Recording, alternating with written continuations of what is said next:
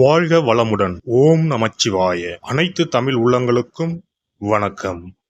நாம் இந்த பதிவில் பெயர்ச்சி அடைந்த சனி பகவானால் ஏற்பட போகும் தாக்கத்தை குறைக்க ராசிக்காரர்கள் செய்ய வேண்டிய பரிகாரங்கள் மற்றும் எந்த கோவிலில் உள்ள தெய்வத்தை வழிபட வேண்டும் என்பதனை பற்றி விரிவாக காண்போம்.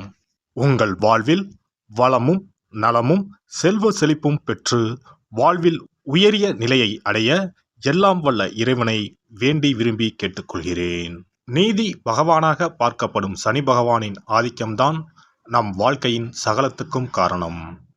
ஒருவர் தன் கடமை நேர்மையில் இருந்து தவறும்போது அதற்கான தண்டனையை சனி பகவான் கடுமையாக கொடுப்பார். அதனால்தான் சனி பெயர்ச்சி என்றாலே நாம் பயப்படுகிறோம். என்ன ஆகுமோ எப்படி இருக்குமோ என்று நடுங்குவோம். ஜோதிடத்தில் நம்பிக்கை இல்லாதவர்களின் நெஞ்சங்களிலும் பயத்தை கொடுப்பவர் சனி பகவான். பொதுவாக சனி பகவான் 2.5 ஆண்டுகள் ஒரு ராசியில் சஞ்சரிப்பார். அந்த வகையில் 12 ராசிகளையும் கடப்பதற்காக 30 ஆண்டுகளை எடுத்துக்கொள்கிறார். இவ்வாறு ஒவ்வொரு முறையும் சனி பகவான் பெயர்ச்சி அடையும் போது அனைத்து ராசிகளிலும் ஆக்கப்பூர்வமாக இருப்பதில்லை. அப்படியாக சனி பகவான் மகரம் ராசியில் இருந்து கும்ப ராசிக்கு இடப்பெயர்ச்சி அடைகிறார். அதன்படி மேசம் லாபச்சனி, ரிஷபம் தொழில் சனி, மிதுனம் பாக்கிய சனி, துலாம் புண்ணிய சனி, தனுசு தைரிய சனி என வருவதால் இந்த ராசிக்காரர்கள் கொஞ்சம் நிம்மதி பெருமூச்சு விடலாம். அவ்வப்போது சனி பகவானை வழிபாடு செய்து வாருங்கள். வாழ்க்கையில் நல்லது நடப்பதற்கும் நன்றியை சொல்லிவிட்டு வாருங்கள்.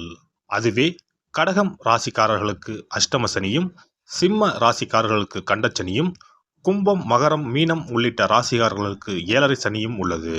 தனுசு ராசிக்காரர்கள் 7.5 சனியில் இருந்து விடுபட்டு உள்ளீர்கள். விருச்சிகம் ராசிக்காரர்களுக்கு அர்த்தாஷ்டம சனியாக உள்ளது.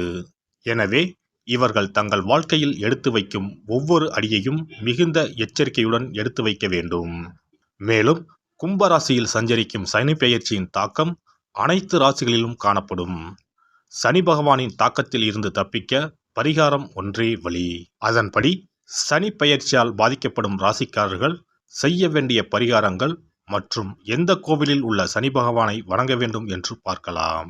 மீனராசி அன்பர்களே, 7.5 சனி தொடங்குவதால் இத்திருத்தலத்திற்கு ஒருமுறை சென்று வாருங்கள். வாழ்வில் நன்மை நடப்பதை ஒரு சில நாட்களில் உணர்வீர்கள். விழுப்புரம் மாவட்டம் வானூரை அடுத்து அமைந்துள்ளது மொரட்டாண்டி என்னும் கிராமம். திண்டிவனத்திலிருந்து 35 கிலோமீட்டர் தூரத்தில் அமைந்துள்ளது. இக்கிராமத்தில் 27 அடி உயர பஞ்சலோக விக்கிரமாய் ஒரு கரத்தில் வில், மறுகரத்தில் அம்பு, மற்ற 2 கரங்கள் அபய வரத முத்திரையோடு சனி பகவான் அருள்கிறார். சனி பகவானுக்கு எதிரே 54 அடி உயர விநாயகர் 12 ராசிகளையும் தன் உடலில் கொண்டு நிறுவப்பட்டுள்ளார்.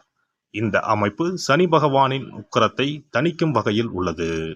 இத்திருத்தலத்திற்குள் நுழைந்ததும் முதலில் நம்மை வரவேற்பவர் 54 அடி உயர மகா கணபதி. இவரை கிரகசாந்தி கணபதி என்கிறார்கள்.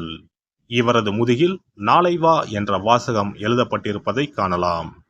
இவரது பீடத்தின் கீழ் நல்லெண்ணெய் அபிஷேகம் செய்கிறார்கள்.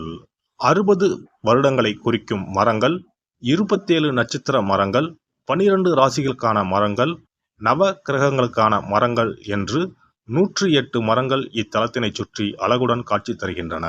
வாஸ்து பகவான் இடது கையை தலையில் சாய்த்து படுத்த வண்ணம் நீண்ட உருவத்தில் காட்சி தருகிறார். இயற்கை சீற்றத்தால் ஏற்படும் பாதிப்புகளுக்கு சனி மற்றும் சூரியனிலிருந்து ஏற்படும் புற ஊதா கதிர்கள்தான் காரணம் என்று விஞ்ஞான ரீதியாக சொல்லப்படுகிறது.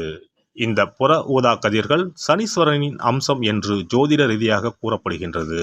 இந்த கதிர்களின் தாக்கத்தில் இருந்து உலக மக்களை காப்பாற்றவே இங்கு பஞ்சலோக சனீஸ்வரன் சிலை முறைப்படி நிறுவப்பட்டு பூஜிக்கப்படுகிறது.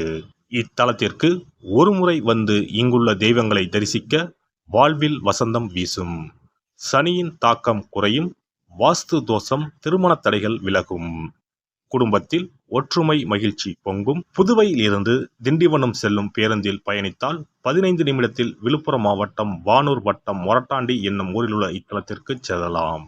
சம்பாதிக்கிற காசு எங்க போகுதுன்னே தெரியாது. தீராத நோய், கடன் மேலே கடன், இது போன்ற ஏதேனும் அறிகுறிகளுடன் என்ன செய்வதென்றே தெரியாமல் உள்ளீர்களா? எத்தனையோ கோவில் வழிபாடு, நோய்க்கு மருத்துவர்னு எதுக்குமே பயன் இல்லையா? கவலையை விடுங்க. இந்த கோவிலுக்கு மட்டும் குடும்பத்துடன் ஒருமுறை சென்று வழிபட்டு வாருங்கள். அதன் பிறகு தடைப்பட்டு இருந்த உங்களது வளர்ச்சியும் ஆரோக்கியமும் பிடித்த தோஷங்களும் விலகி ஓடுறத ஒரு சில நாட்களில் உணருவீர்கள். இத்திருக்கோயிலுக்கு செல்ல முடியாதவர்கள் வீட்டிலேயே சில எளிய பரிகாரம் செய்யலாம். சனிக்கிழமை தோறும் எல் தீபம் ஏற்றி வழிபடலாம். காகத்துக்கு சாதம் இடுவதும் மாற்றுத்திறனாளிகளுக்கு இயன்ற உதவிகளை செய்வதும் சிறப்பு. சனிக்கிழமை தோறும் சனி பகவானுக்கு இரும்பு அகல் விளக்கில் நல்லெண்ணெயில் தீபம் ஏற்றி வழிபட பலவித பலன்களை பெறலாம். கருங்குவளை மலர்களால் சனி பகவானுக்கு அர்ச்சனை செய்து வர நன்மைகள் பலவற்றை பெறலாம். வன்னிமர இலைகளை மாலைகளாக தொடுத்து சிவபெருமானுக்கு சனிக்கிழமை தோறும் சாற்றி வணங்கி வழிபடவும். சனிக்கிழமை அசைவ உணவு கண்டிப்பாக சாப்பிடக்கூடாது. சனிக்கிழமை தோறும் நல்லெண்ணெய் குளியல் செய்தால் கெடுதல் குறையும். விநாயகர் வழிபாடு செய்வது மிக உத்தமம். அனுமன் வழிபாடு சனி பகவானின் தொல்லைகளை குறைக்கும். விசேஷ நாட்களில் மண் அகலில் நெய், நல்லெண்ணெய், இலுப்பை எண்ணெய் மூன்றும் சேர்த்து பஞ்சு திரியிட்டு தீபம் ஏற்ற வேண்டும். இவ்வாறு விளக்குகள் ஏற்றி வழிபட்டால் சகல நன்மைகளும் சூழும். சாமி சன்னதியில் இந்த தீபங்கள் இரண்டையும் ஏற்றி வழிபடுவது இன்னும் மிகச் சிறப்பு. எல்லாம் வல்ல இறையருளால் நீங்களும் உங்கள் அன்பு குடும்பமும் உடல் நலம், நீலாயுள், நிறை செல்வம், உயர் புகழ், மெய்ஞானம் ஓங்கி வாழ்க வளமுடன். இந்த வீடியோ உங்களுக்கு பிடிச்சிருந்தா லைக் பண்ணுங்க, ஷேர் பண்ணுங்க அண்ட் சப்ஸ்கிரைப் பண்ணுங்க. பக்கத்துல இருக்க பெல் ஐகானை கிளிக் பண்ணுங்க. நன்றி, வணக்கம், வாழ்க வளமுடன்.